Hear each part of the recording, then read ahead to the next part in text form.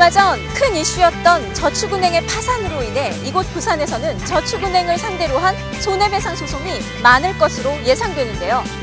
이렇듯 민사는 사회뿐만 아니라 우리 일상과도 불가분의 관계에 있어 아주 중요한 법률 분야인데요.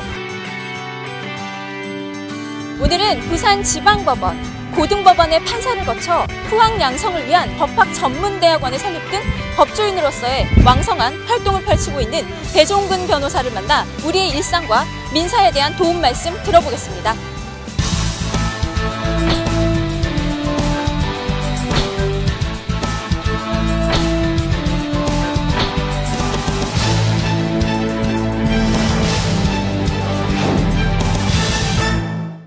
법무법인 조은의 배종근 변호사님 만나보겠습니다. 변호사님 안녕하세요. 네, 반갑습니다. 변호사님은 판사, 변호사를 거쳐 동아대 법학전문대학원장을 끝으로 법무법인 조은에서 변호사로서 새 발걸음을 시작하셨는데요. 본격적인 질문에 앞서 변호사님의 간단한 소개 부탁드립니다. 저는 군법무관과 판사 등 10여 년간의 제조법조인 시절을 거쳐 부산지방변호사회 소속 변호사로서 13년간 활동하였습니다. 이후로 스쿨 제도의 도입과 때를 같이 하여 교수로 전직하여 6년간 동아대학교 법과대학과 법학전문대학원에서 후배 양성을 위해 많은 노력을 기울였는데요. 제조 제야 법조인으로서의 실무 경험과 민법 교수로서의 연구가 현재의 실무에도 많은 도움이 되고 있습니다. 법학전문대학원장을 마지막으로 현재는 법무법인 조은의 민사 전문 변호사로서 활동 중에 있습니다. 네, 변호사님께서는 법조인으로서의 경력을 살펴보니 다양한 분야에서 중요한 역할을 맡아오셨는데요. 이러한 경험을 바탕으로 변호사 업무를 시작하며 법무법인 조은을 택하신 특별한 이유가 있으실 것 같은데요. 법무법인 조은은 그 규모 면에서 부산에서 네 번째로 큰 법무법인입니다. 또한 부장판사 출신으로서 실력 있는 변호사로 정평이 난 황종국, 정의장 두 분의 변호사님들과 부장검사 출신인 김영욱 변호사님 등 세 분이 주축이 되고 성실하고 의욕 있는 7분의 젊은 변호사님들이 함께 하고 있습니다. 그래서 연령, 실무 경륜, 다양성 등에 있어서 잘 조화된 그런 법무법인입니다. 특히 황종국 변호사님, 정의장 변호사님 등 법무법인 조은의 두 분의 중진 변호사님들과 저는 모두 부산상고를 졸업하고 한국은행에 입행하여 근무한 경험과 규경야독으로 자수성가한 점, 법관으로서의 경력 등 공통의 경험을 가지고 있습니다. 따라서 금융, 상거래 등의 분야에서 경쟁력을 가지고 있다고 자부하고 있습니다. 그리고 좋은 환경에서 변호사로 성장해 온 분들에 비하여 성부사적 기질에 있어서 더 철저하지 않을까 자평해 봅니다. 특별히 저로서는 학자로서의 연구 경험을 가지고 후배 변호사들과 함께 지적재산권, 재개발, 재건축, 기업회생 등의 분야에도 전문화를 지향해 나갈 것입니다. 변호사님은 부산 고등법원 판사를 끝으로 변호사 생활을 시작하셨던 것으로 알고 있습니다. 판사 시절 민사 분야에서 날카롭고 합리적인 판결을 내린 것으로 유명하신데요. 현재 변호사로서의 시각과 어떤 차이점이 있을까요? 네, 변호사와 판사는 시각이 전혀 다를 수밖에 없습니다. 판사는 대립하는 양 당사자의 중간에서 당사자의 주장 입증을 자료로 하여 그 기초 위에서 판단하는 일을 하는데요.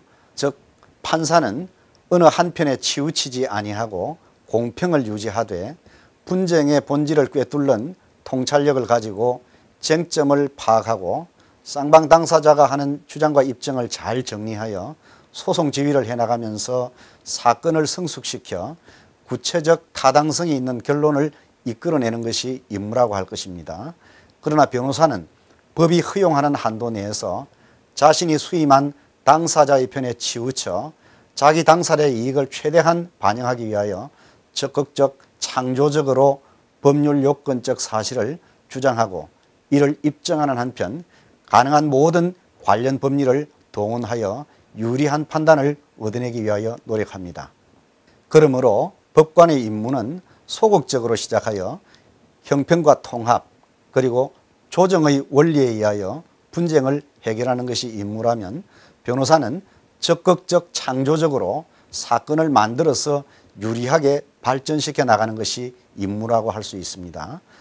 판사는 미리 예단을 가지지 아니하고 쌍방 당사자의 입장을 충분하게 경청하고 절차를 공평하게 진행하여 정확한 법리에 따라 판단하는 것이 판결에 대한 설득력을 높이는 자질인 반면, 변호사는 자신의 판단을 잠시 유보하고 자기 당사자의 주장을 최대한 존중하면서 이를 받아들여 이를 법률 요건에 맞게 주장하고 입증 책임에 따라 필요 충분한 입증을 하는 것이 훌륭한 변론 자질을 이루는 것입니다.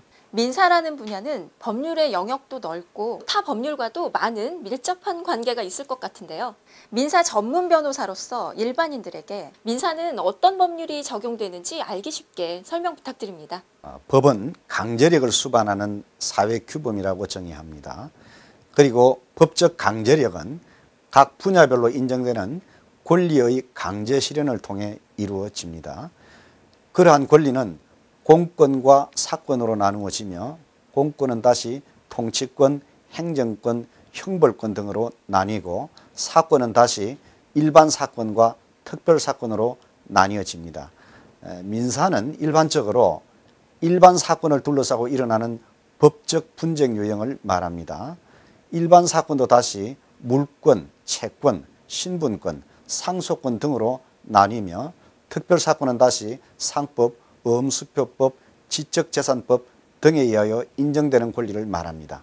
그러므로 물권, 채권, 신분권, 상속권 등과 그 집행에 관련되는 분쟁을 민사 분쟁으로 볼 수 있습니다. 이 부분은 다른 법 분야에 비하여 가장 기본이 되고 또 광범한 분야를 형성하고 있습니다. 그러므로 다른 법 분야에 흠결이 있으면 민사법으로 돌아와 보충하도록 되어 있는 것이죠. 만약 소송이 시작되었다면 법을 잘 모르는 의뢰인들은 앞으로의 진행 과정과 불안감 때문에 혼란스러우실 텐데요. 전문가로서 민사소송을 준비하는 분들에게 조언이 있다면 무엇일까요? 할 수 있으면 전문가인 변호사에게 모든 것을 맡기는 것이 좋습니다.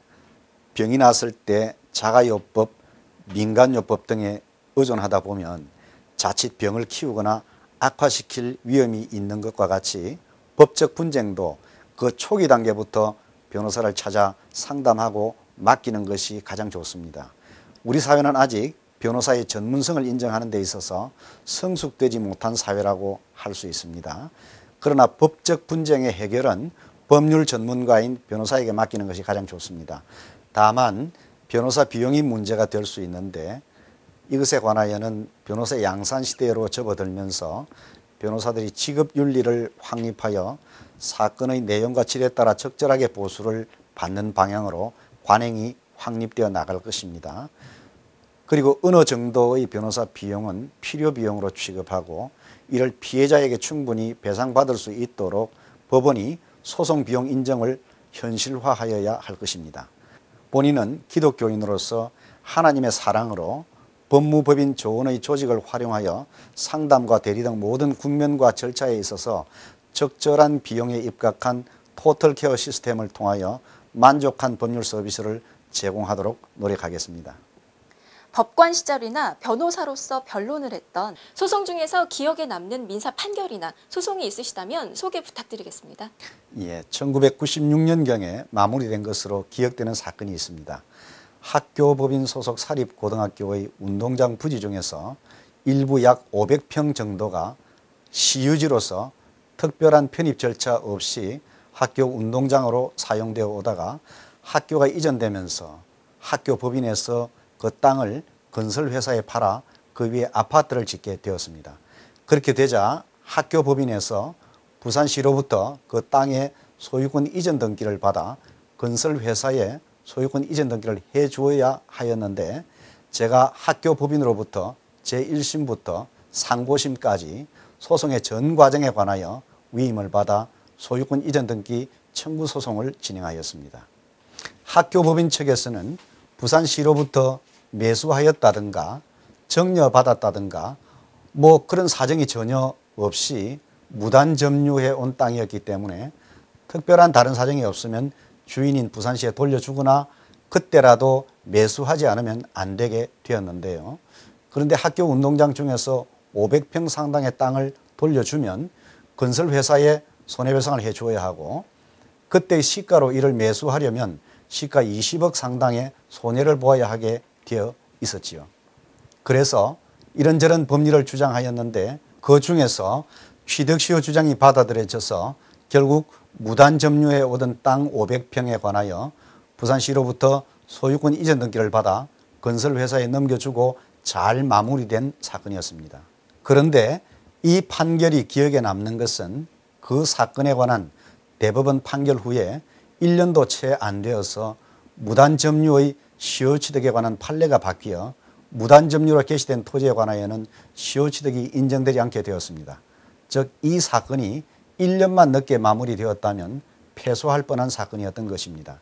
제가 많은 사건들 가운데 왜 이 사건을 예로 드느냐 하면 민사소송 사건의 승패를 좌우하는 요소가 무엇이냐 하는 점과 변호사의 전문성이란 무엇을 의미하느냐라는 두 가지 중요한 점을 상기해 보기 위한 것입니다. 가장 중요한 한 가지가 사건 자체의 진상, 즉 실체적 진실이라고 한다면 두 번째 중요한 것은 우호적 환경이라고 할 수 있습니다. 소송 승패를 결정하는 환경을 이루는 것에는 당사자의 협조, 재판부의 구성, 변호사의 전문성, 그리고 문의라고 할 수 있습니다. 그리고 변호사의 전문성이란 정확한 법적 지식과 사건의 실체 파악과 절차 진행에 있어서의 성실성이라고 할 수 있습니다. 운이라고 하는 요소는 일반적으로 사람의 선의, 신의 도우심 등을 가정할 수 있겠지요. 위의 사건의 경우에 조금만 불성실하고 넉장 대처하였더라면 금사라기 같은 땅 500평을 돌려주어야 했겠지요. 그러므로 우리가 전문성 있는 변호사를 선임할 때 실력만 보아서는 안 되고 그 사람의 성실성과 민활함까지 함께 고려하여야 한다는 점을 덧붙이고 싶습니다. 네. 한편 변호사님께서는 로스쿨 시대라는 책으로 법조인으로서 로스쿨을 바라보는 시각을 조금은 다르게 분석하셨는데요.